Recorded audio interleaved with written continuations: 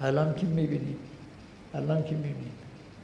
به رشوه تمام حکومت ها در روی زمین با همین رشوه الان قرار دارند و استقرار دارند.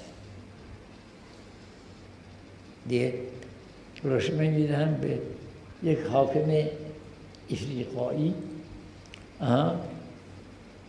به او رشوه میدهن الماس استخراج میکنن از کوههای اونجا میبرن. خودی ملت چیکار میکنن؟ از پوست گاو و پوست گوسفند و فلان اینها ارتزاق میکنن. همون رشوه‌ای که اون حاکم گرفته او به منزله طعام و شراب و غذا و همه چیز خود همین ملت میشه.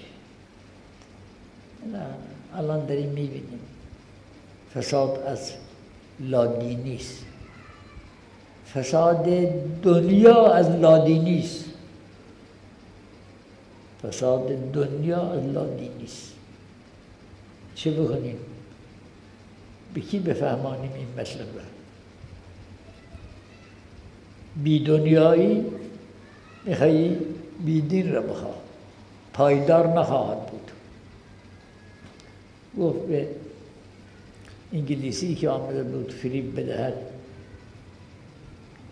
اشخاص را، حکومت را به دست اونا بدهد و بچاپد ایران را. گفت به اونا، با خود اون انگلیسی گفت حکومتی را که شالوده اش را شما بریزید پایدار نخواهد بود.